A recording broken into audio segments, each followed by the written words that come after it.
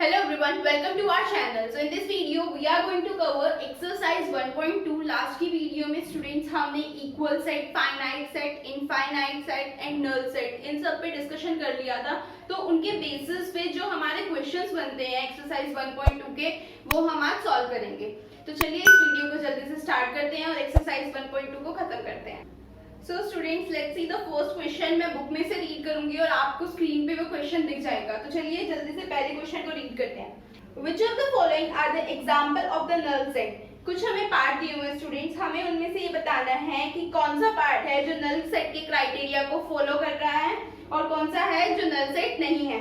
तो first part देखिए, set of odd natural numbers divisible by 2. So students first question में वो हमें बोल रहा है कि हमारे पास एक ऑड नेचुरल नंबर का सेट है. ऑड नेचुरल नंबर्स मतलब ऐसे नेचुरल नंबर्स जो ऑड भी है, ठीक है. इसका हमारे पास एक सेट है जो कि डिविजिबल बाय 2 है, ठीक है. तो स्टूडेंट्स मैं आपको एक बात बता दूं, ऐसा कोई भी ऑड नंबर नहीं होगा जो 2 से डिवाइड करता हो. इसीलिए ऐसा सेट होना पॉसिबल नहीं है कि कोई ऐसा सेट है जो ऑड नेचुरल नंबर है जिसमें और वो नंबर 2 से डिविजिबल है. तो ऐसा सेट नहीं हो सकता क्योंकि जो 2 से डिवाइड होंगे वो होते हैं इवन नंबर्स. ऑड नंबर्स कभी भी 2 से डिवाइड नहीं होंगे. तो ये सेट क्या है? नल सेट है. इसमें कोई भी एलिमेंट नहीं होगा जो 2 से डिविजिबल हो और ऑड नेचुरल नंबर का क्राइटेरिया भी फॉलो करता हो. See the second part, set of even prime numbers. Even prime numbers, अब एक सेट है जो है इवन प्राइम नंबर. तो इस सेट में स्टूडेंट सिर्फ एक ही एलिमेंट होगा जो इवन भी होगा और प्राइम नंबर भी होगा. और वो कौन सा एलिमेंट है? 2. क्योंकि 2 ही एक ऐसा एलिमेंट है जो इवन के क्राइटेरिया को भी फॉलो करता है और ये प्राइम नंबर भी है. और कोई नंबर आप बेशक से देख लीजिए, वो 2 से डिविजिबल तो होगा, इवन तो होगा, लेकिन फिर वो प्राइम नंबर नहीं होगा, ठीक है, क्योंकि उसके एक से ज्यादा फैक्टर हो जाएंगे. और प्राइम नंबर का क्या होता है? प्राइम नंबर का कितने फैक्टर्स होते हैं? 2 ही, या तो 1 या फिर वो नंबर खुद, ठीक है. So let's see the third part, x such that x is a natural number. जो x है वो क्या है? 5 से छोटा है. सी पार्ट देखिए, जो x है वो 5 से तो छोटा है और 7 से बड़ा है. सो स्टूडेंट्स ऐसा कोई भी नेचुरल नंबर नहीं होगा जो 5 से तो छोटा है और 7 से बड़ा है. वो एक ही कंडीशन को फॉलो कर सकता है, या तो वो 7 से बड़ा हो या फिर वो 5 से छोटा हो. तो ये सेट भी क्या है स्टूडेंट्स? एम्प्टी सेट है, ठीक है. नेक्स्ट पार्ट देखिए, y such that y is a point common to any two parallel lines. अब ये क्या कह रहा है स्टूडेंट्स? डी पार्ट हमारा ये कह रहा है कि हमारे पास 2 लाइंस हैं जो एक दूसरे के पैरेलल हैं. अब इन दोनों में एक कोई ऐसा कॉमन पॉइंट दिखाओ कि जो दोनों लाइंस में हो. वो क्या कह रहा है? मतलब 2 लाइंस कुछ ऐसे हैं जिनमें एक कॉमन पॉइंट है. और स्टूडेंट्स कॉमन पॉइंट सिर्फ उन्हीं लाइंस में होगा जो एक दूसरे से इंटरसेक्ट कर रही होंगी, ठीक है. पैरेलल लाइंस में कभी भी कॉमन पॉइंट नहीं होगा, वो एक दूसरे के पैरेलल ही चलती हैं. कुछ भी हो जाए, पैरेलल लाइंस की कंडीशन और क्राइटेरिया ही यही होता है, ठीक है. तो ये भी क्या है हमारा? ये भी हमारा एम्प्टी सेट या हम कह सकते हैं नल सेट है. So now let's see the second question, which of the following sets are infinite और finite sets. हमें कुछ एग्जाम्पल्स दिए हुए, कुछ पार्ट्स दिए हुए हैं, उनमें से हमें ये बताना है कौन सा फाइनाइट सेट है और कौन सा इनफाइनाइट सेट है. तो जल्दी से एक बार ये भी देखते हैं. फर्स्ट पार्ट देखिए, the set of month of a year. एक हमारे पास सेट है जिसमें क्या है, जितने भी हमारे पास मंथ्स है, एक साल में जितने भी मंथ्स होते हैं वो सारे मंथ्स उस सेट में है. तो क्या क्या होगा? जैन, फेब, मार्च, ऐसे करके टिल दिसंबर तक, ठीक है. तो ये क्या है स्टूडेंट्स? ये एक फाइनाइट सेट है. हमें पता है इसमें कितने एलिमेंट्स होंगे? 12 एलिमेंट्स ही होंगे. हम इन्हें काउंट कर सकते हैं और हमने देखा था कि फाइनाइट सेट क्या होते हैं? जिसमें एलिमेंट्स काउंटेबल हो, ठीक है. तो ये क्या है? फाइनाइट सेट है. सेकंड पार्ट देखते हैं अब.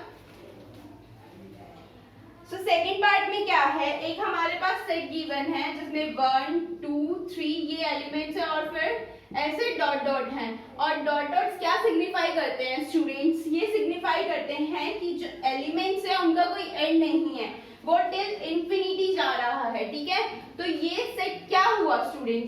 नहीं पता कि इसमें कितने एलिमेंट्स हैं, तो ये हो गए इनफाइनाइट सेट, इसके एलिमेंट्स काउंटेबल नहीं हैं।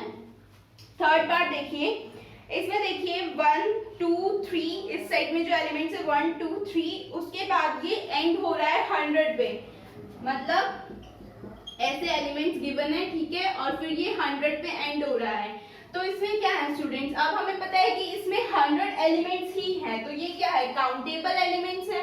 तो ये भी क्या है स्टूडेंट्स, फाइनाइट सेट है, इस सेट के एलिमेंट्स जो है काउंटेबल है।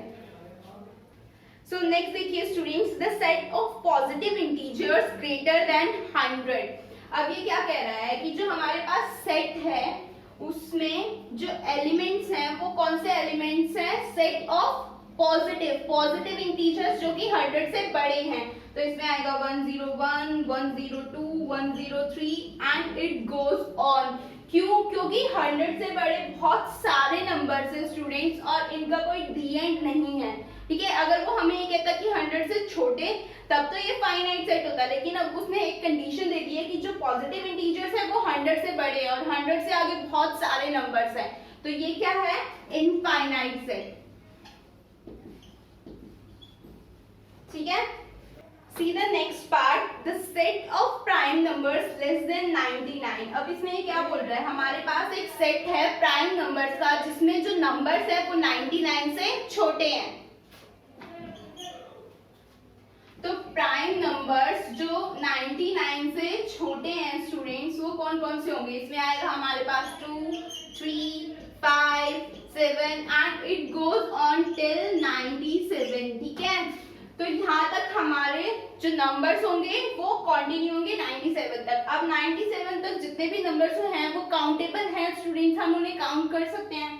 तो ये क्या है, ये एक हमारा फाइनाइट सेट है, जितने भी एलिमेंट्स इस सेट में वो काउंटेबल है, इसलिए ये फाइनाइट सेट है। सो थर्ड क्वेश्चन स्टूडेंट्स, अब आप खुद ट्राई करेंगे, बहुत ही इजी है। इसमें जो ये लास्ट फोर्थ पार्ट है, ये देखिए, the set of animals living on the earth, set of animals. तो सेट ऑफ एनिमल्स में क्या होगा, लॉयन, टाइगर, ऐसे मतलब बहुत सारे एनिमल्स होंगे।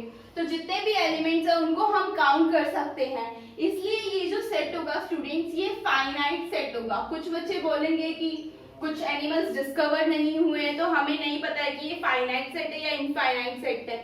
तो स्टूडेंट्स अगर कोई एनिमल डिस्कवर नहीं भी हुआ है, अगर वो डिस्कवर हो भी जाएगा तो इस सेट में वो आ जाएगा और उसको भी हम काउंट कर सकते हैं। मान लीजिए अभी तक आपके 99 एनिमल्स डिस्कवर हुए हैं, ठीक है, और एक एनिमल आपका और डिस्कवर हो गया, तो ये क्या हो गया, 100 एनिमल्स हो गया, ये काउंटेबल तो है ही ना, तो ये क्या है, फाइनाइट सेट है।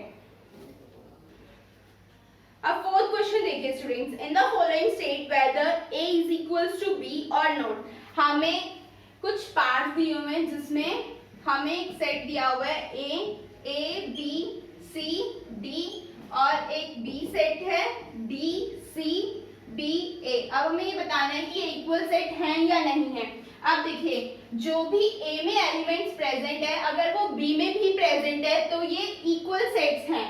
अगर कुछ एलिमेंट्स a में ज्यादा प्रेजेंट है और b में नहीं है वो एलिमेंट्स, तो ये इक्वल सेट नहीं है। अब देखिए, a में कौन कौन सा, a है, b में a है, b में भी a है, फिर b, फिर यहाँ पे b है, यहाँ पे भी b है, c, यहाँ पे भी c है, d, यहाँ पे भी d है। तो दोनों में same number of elements present हैं, ठीक है। तो ये क्या है स्टूडेंट्स, इक्वल सेट है। जो एलिमेंट a में प्रेजेंट है वो b में भी प्रेजेंट है। सबसे पहला क्राइटेरिया तो ये होता है कि नंबर ऑफ एलिमेंट्स जो हैं वो सिमिलर है या नहीं, और उसके बाद हमें एलिमेंट्स को चेक करना होता है कि जो एलिमेंट्स a में है वो b में भी है या नहीं है, ठीक है। तो अब सेकंड पार्ट देखिए स्टूडेंट, सेकंड पार्ट क्या है, a इज इक्वल्स टू 4 8 12 16 और b पार्ट है हमारा 8 4 16 18। अब देखिए, a में कितने एलिमेंट्स हैं, 4, b में कितने हैं, 4। तो फर्स्ट क्राइटेरिया हमारा सेटिस्फाई हो रहा है। अब हमें ये देखना है जो एलिमेंट्स a में प्रेजेंट है वो क्या b में भी प्रेजेंट है। अब देखिए, यहाँ पे 4 है, यहाँ पे भी 4 है, यहाँ पे 8 है, यहाँ पे भी 8 है, यहाँ पे 12 है, यहाँ पे 12 नहीं है, मतलब हमारा सेकंड क्राइटेरिया फेल हो गया। इसीलिए जो a सेट है वो b सेट के इक्वल नहीं है। अब सी पार्ट देखिए स्टूडेंट इसका, a is equals to 2 4 6 8 10 and b is equals to, b में क्या बोल रहा है स्टूडेंट्स, अब ये सेट बिल्डर फॉर्म में है तो इसको रोस्टर फॉर्म में पहले हम लिखते हैं, x such that x is a positive even integer, जो कि x जो है हमारा लेस देन और इक्वल टू है 10 और क्या है इवन इंटीजर।